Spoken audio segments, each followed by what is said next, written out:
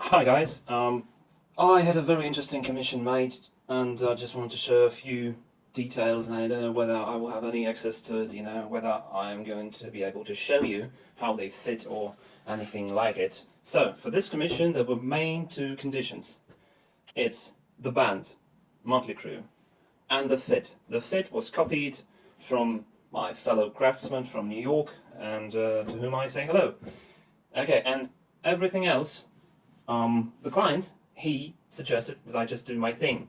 But for his pants, for this case, eventually I had to go from the ground up to create a design, to create a function, and to apply those, taking into account all the all the ways he's going to wear those pants. And this, in this case, is for the most part is motorcycle pants. Here are the pants.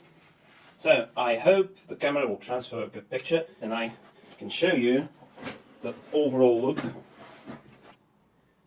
Well, first of all, I was inspired by the the Lee pocket, the classic Lee pocket, and I haven't used it in any of my garments. So the back is very special. You see there's a lot of going on.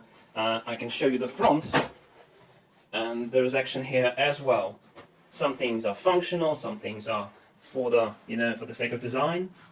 And well, okay, we can probably start in the front from the top. So it's a fishtail, as I call it. I know there are other names, you can share those. So as I call it, the fishtail waistband, and it's kind of lined. So the internal part is from the red fabric, goes into the waistband and the pocketing here. Okay, hedges tag, of course. On the front, you see there are those like more buttons than usual, because these could be for the suspenders. It could be for more adjustments to be made. So to tune the size of the waistband, you can either, or basically use suspenders to hold these up, or I was able to, match the criteria and they will fit perfectly without anything. And the third option would be to use the, you may have seen those tabs like on the jacket, on the bottom of the jacket, and you can make those on the side here to pull some of the waistband volume, and then we shrink the whole sizing, and again we get more snug fit, and they look absolutely amazing. Those are hand polished Japanese hardware. And if we move down the center, this is a Hedges fly, the design I created, the construction. This is classic for Hedges, and I use it in all my garments. So if we unbutton those, you can see that both the buttonhole side and the bottom side, they both feature selvage, unexpectedly. And going from here, you see the Bartex are very specific on the inside.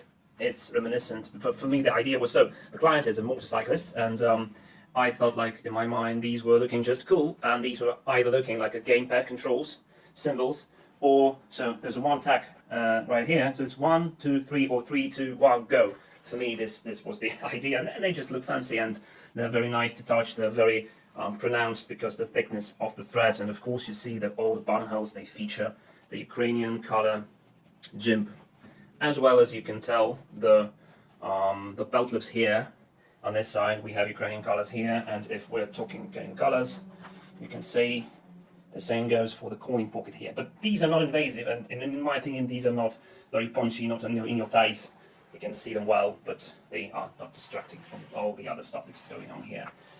And so yeah, beautiful buttonholes, a very kind of fancy way of bar taking the fly. and of course, as I said, the copper polished hardware, lots of salvage. And here we go into construction in the front. As you can tell, these are asymmetric. Apart from both feature the carpenter pants double, double knee, double thigh construction here that goes right to the lower than the knee. I'd say somewhat like 3/4, one quarter of the cuff here, the overall length of the, of the thing on the pant. And these are fixed with triple stitching that goes straight up from the edge of the one part here. It goes into the seam and it goes along the shape of the panel and goes into the side seam right here. And this is the way for all the seams that connect the panel to the pant, including the end. As you can tell, these are going straight into the seam here and of course here. And the same goes from this for this side. The design is different.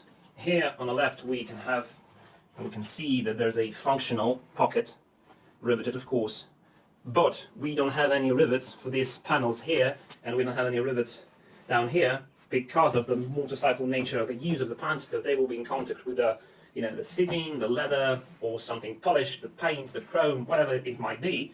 It's not very beneficial having lots of hardware, metal hardware to, in contact. You can make some scratches or whatever, that this could be a problem.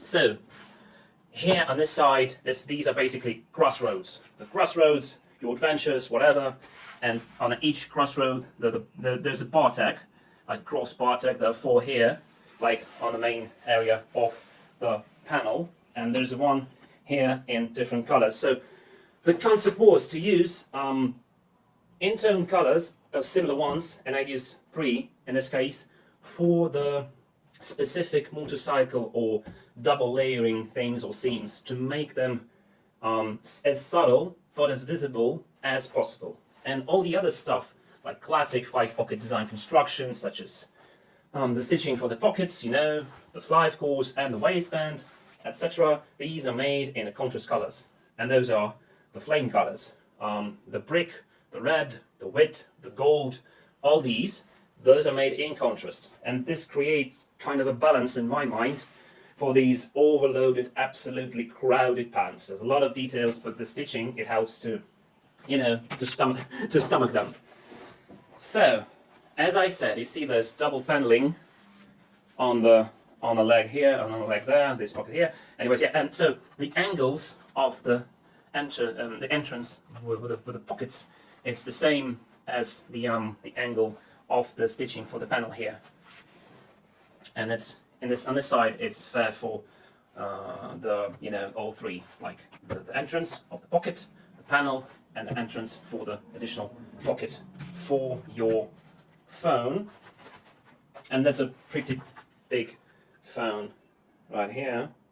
Okay, so this is the front of the pants, and yeah, okay, and the bar tag here, of course. That's really nice accent and pretty sturdy, adds durability to the whole construction.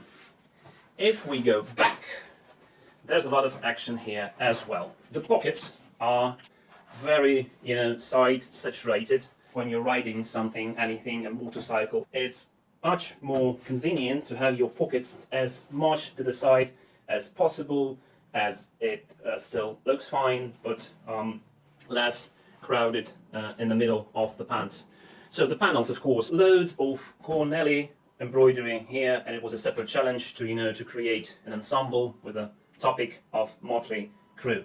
In this case, it's fire, it's of course this lips composition here, and the this fancy star in this area here. Oh, and this side, of course, I can let it be more simpler, much simpler than that. So the overall constructions had its challenges, not challenges, but interesting technicalities. Let's start just from the bottom. There's a paneling here to account for additional stress, for the crotch blowout, etc.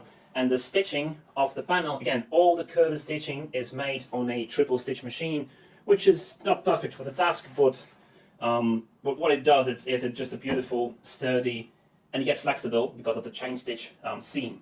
And so these are pretty round lines here as well, and the stitching which fixes the panel to the main pant, it's the same stitching that goes from the top here through the panel, through the whole pant, and then it goes into these special pockets that we have 3 of those overall on the pants.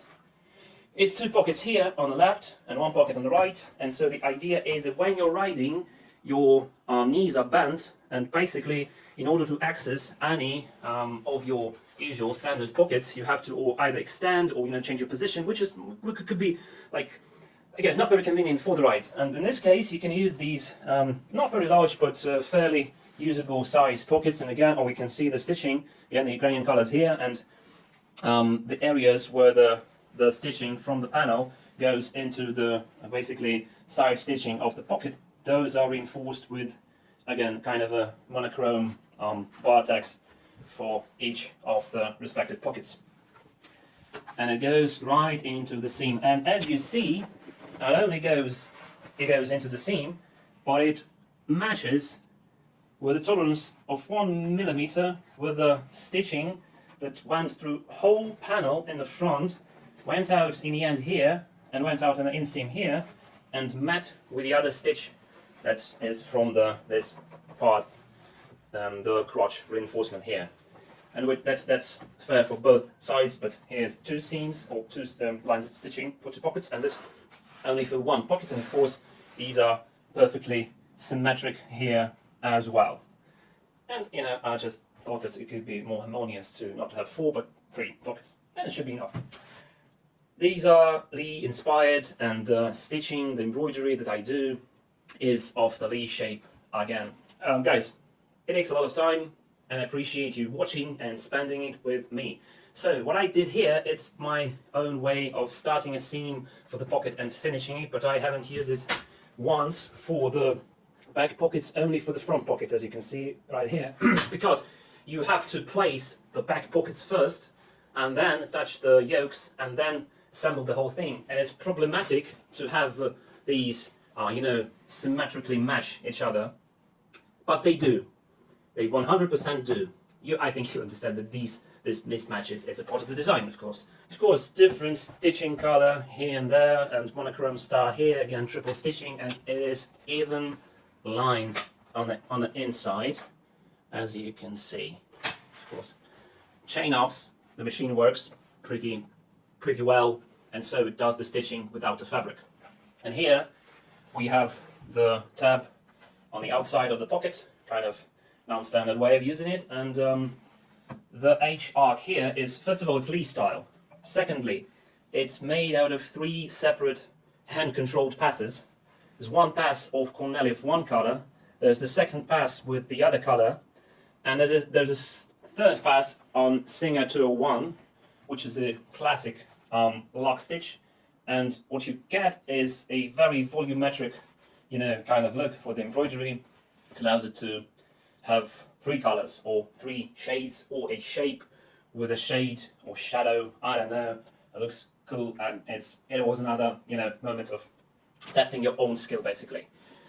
So here, of course, we have a very heavy Cornell embroidery, the fire here and there, and of course you have to make the fire prior to the assembly. And basically the fire goes from the triple stitching of the yoke, and if I have had even more time, and I spent a good amount of months on these, I would make these lines in a way that the fire not only would be from the seam of the yoke, but from the stitching of the pocket as well, and it kind of seems this way, but not perfectly. What's perfect in the world? Okay, anyways, and that was tricky, because the thickness it creates to sew through, it's very kind of challenging, and you have to prepare all your parts beforehand. And then we get to the main event, which is this embroidery right here, and this took a good chunk of my life, because it's made, so the 3 separate pieces here. It's a very specific thread I used to, to achieve that. It's a thread from Japan I got specifically for a very fancy embroidery. 3 parts here, and you have to account for the all the excess for the stitching, all the tolerances, and you have to be 1 mil precise for this whole composition to assemble in a perfectly aligned lips. And the first you must do the whole back thing, and you must do the sitting seam, and only after that you can do the third part, because these two together, they will give you the end width of the whole composition, which is never of the design or calculations you made beforehand. And so, yeah, I made this piece embroidered only after I had a lot of the pants finished, basically, and this was the most tricky, the final element, the final part in the equation, and it worked out pretty perfectly. And again, of all the challenges with these, the other one I faced was I needed a thread that goes over different colors, and those are black, white, and red. And there's lots of tricks you can do, not lots of, but of the same kind of concept to cover, different colors with the same thread and not to destroy the composition. But in my case, again, I had a very special Japanese thread, which is basically a fishing line, and so I had to sew these with basically a fishing line that's in the chain stitch machine, and it did not like this Japanese thread at all.